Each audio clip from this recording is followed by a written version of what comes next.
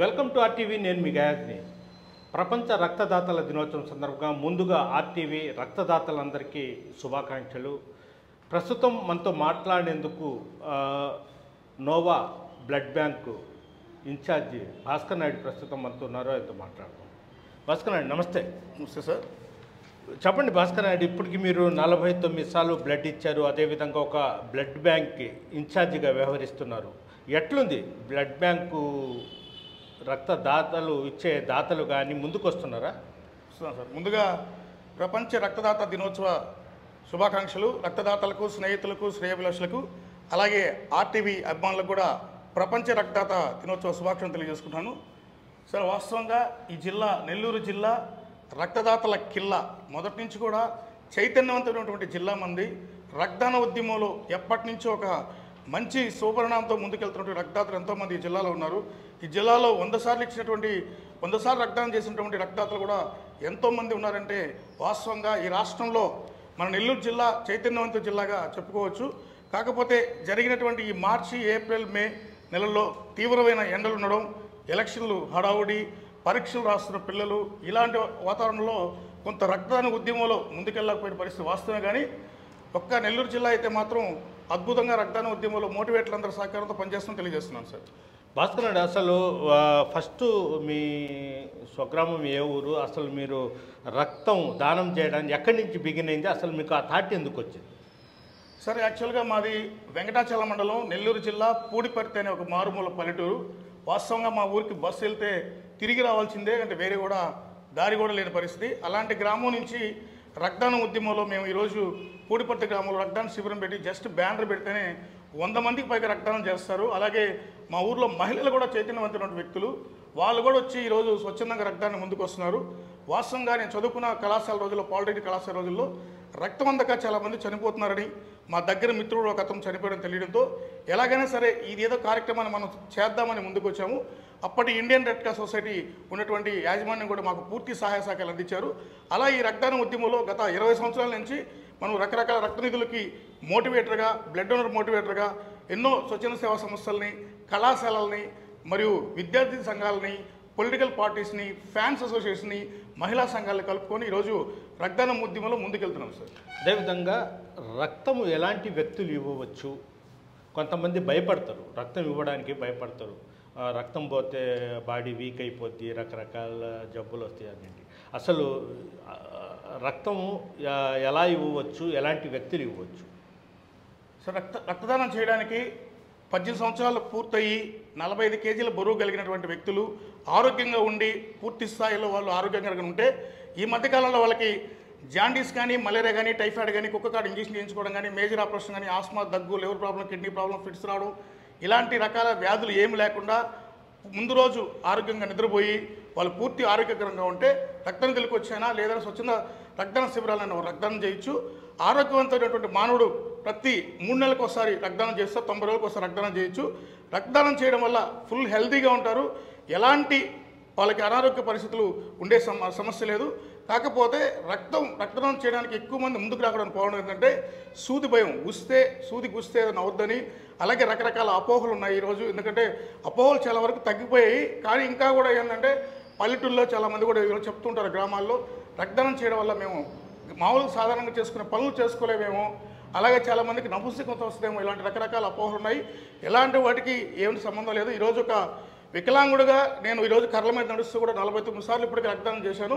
నా group B positive sir. అందువల్ల రక్తదానం చేయడం వల్ల ఎలాంటి అపోహలు పెట్టుకోవాల్సిన అవసరం లేదని తెలియజేసుకుంటున్నాను.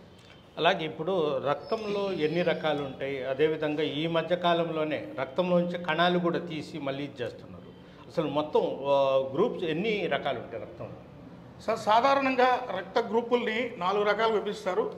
ఏ, బి, ఏబి, ఓ, ఈ గ్రూపుల్ని 4 రకాల గ్రూపులు నిర్వహిస్తారు. అసాధారణ సందర్భంలో ఓ పాజిటివ్లో ఉన్నటువంటి ఎర్ర రక్త కణాలని యూనివర్సల్ డోనర్ కాబట్టి మిగతా ఏ గ్రూప్కైనా ఎక్కించే పరిస్థితి ఉంటుంది. అలాగే ఏబి గ్రూప్ని యూనివర్సల్ రిసిపియంట్గా మనం పరిగణిస్తాము. యాక్చువల్గా ఇన్ని కాకుండా ఈరోజు బాంబే ఫినోటైప్ అని 1,00,000 మందిలో ఒక ఉండే గ్రూప్ కూడా ఉంది. మనకు ఈ జిల్లా వాసి మనకు బాగా ఎప్పుడు కూడా 35 సార్లు రక్తదానం చేసినటువంటి వ్యక్తి బుచ్చిరెడ్డి బాలకు సంబంధించినటువంటి ఇప్పకుంట మధుసూదన్ రెడ్డి గారు కూడా ఈ జిల్లాలో ఉన్నారు. ఆయన బాంబే ఫెనోటైప్ అనే గ్రూప్ని ఇప్పటికీ 30 నిమిషాలు రక్తదానం చేశారు. ఇది లక్షల్లో 1 మందికి మాత్రం ఉంటుంది సార్. అలాగే మామూలుగా బ్లడ్ బ్యాంక్ అంటే ప్రభుత్వ ఆసుపత్రుల్లో నిర్వహించే వాళ్ళు కావచ్చు, అదేవిధంగా ప్రైవేటు పరంగా నిర్వహించే వాళ్ళు అంటే రక్తాన్ని ఒక వ్యాపారంగా మార్చేశారు అనే ఒక ఆరోపణ అయితే వినిపిస్తుంది. అది అంటే బ్లడ్ తీసుకుంటారు, డబ్బులు తీసుకుంటారు, అధిక మొత్తంలో డబ్బులు తీసుకుంటారు, అది ఎంతవరకు కరెక్ట్ అంటారు? సరే, యాక్చువల్గా ఇది ఒక అపోహ మాత్రమే. ఎక్కడైనా సరే రక్తాన్ని ఎందుకు వాళ్ళు అనుకుంటారంటే, రక్తదాతలు ఉచితంగా ఇస్తున్న రక్తాన్ని, ఆ రక్తాన్ని మేము ఉచితంగా ఇస్తున్నాం కదా, మళ్ళీ మాకు ఉచితంగా ఇవ్వాలన్న ఒక కాన్సెప్ట్ చాలా మందిలో ఉంది. యాక్చువల్గా ఒక రక్తనిధి నిర్వహణ చేయాలన్నా, రక్తనిధిలో మనకు బ్యాగులు కొనుగోలు చేయాలన్నా, పరీక్షలు చేయాలన్నా, అక్కడ ఉన్నటువంటి స్టాఫ్ని మెయింటైన్ చేయాలన్నా, రెంట్లు అయినా సరే ఏదైనా సరే, దీనికోసంగా కేంద్ర రాష్ట్ర జిల్లా ప్రభుత్వాలు డ్రగ్ కంట్రోల్ ఆధ్వర్యంలో ఒక ప్రాసెసింగ్ ఫీజు అనేది నిర్వహిస్తారు సార్. ఆ ప్రాసెసింగ్ ఫీజుని మాత్రమే తీసుకునే అర్హత రక్తనిధులకు ఉంది.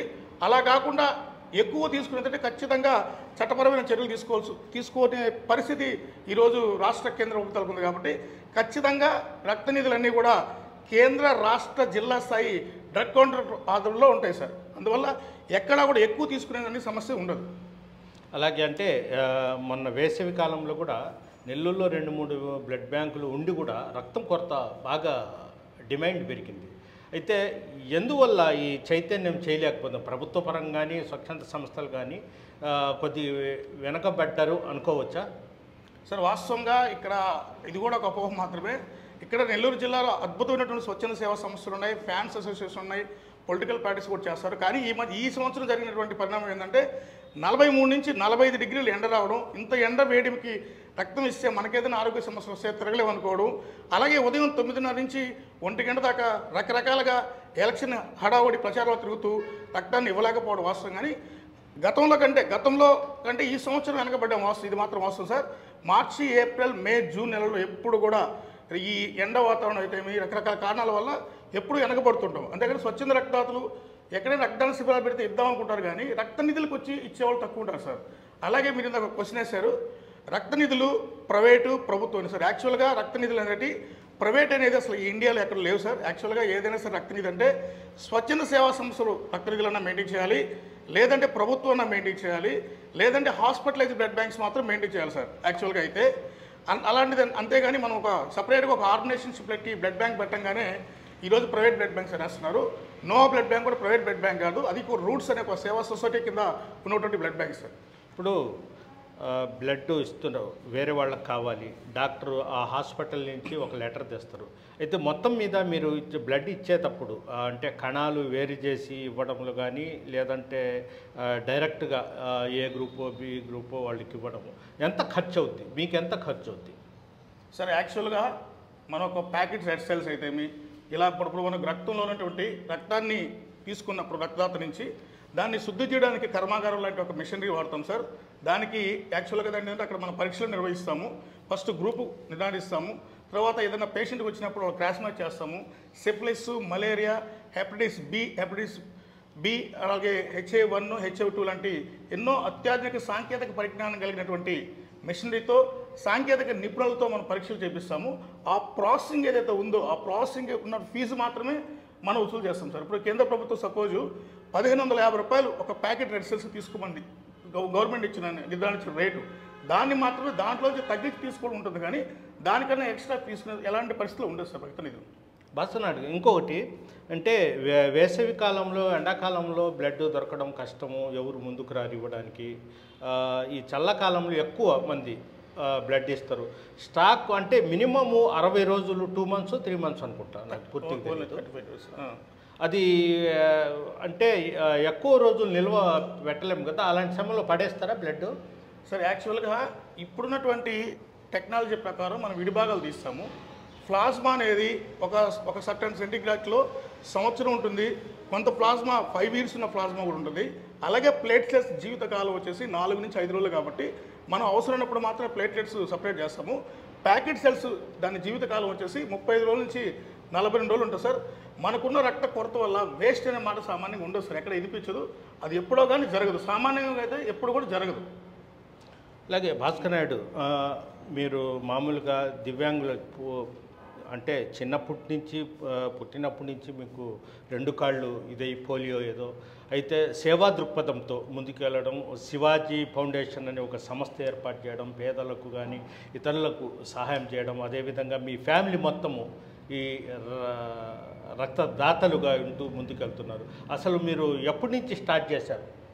సార్, శివాజీ యూత్ ఫౌండేషన్ అనేది వాస్తవం చెప్పాలంటే 2000 నుంచి మనం అనుకుంటే 2003కి పూర్తి స్థాయిలో మనం రిజిస్ట్రేషన్ చేసుకొని తొలి కార్యక్రమంలోనే 2003లో ఒక చిన్నజీఆర్ స్వామి కార్యక్రమంతో ప్రారంభించాము.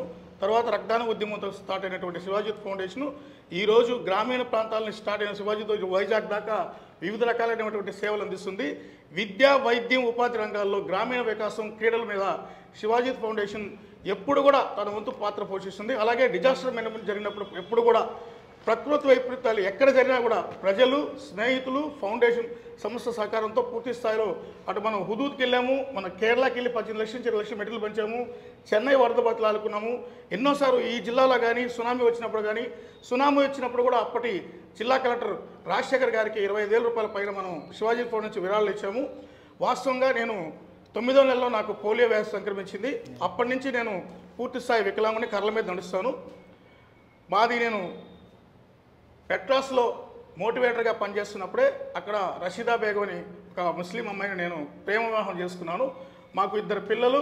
వారు పూర్తి సహాయ సహకారాలు, మా ఇంట్లో ఒక రూపాయి ఉన్నా లేకపోయినా ఇతరులకు దానం చేయాలంటే మా కుటుంబం అంతా నాకు పూర్తి సహాయ సహకారాలు అందిస్తారు. కాబట్టి నేను ఈరోజు కనీసం ఈ స్థాయికి రాగలిగాను.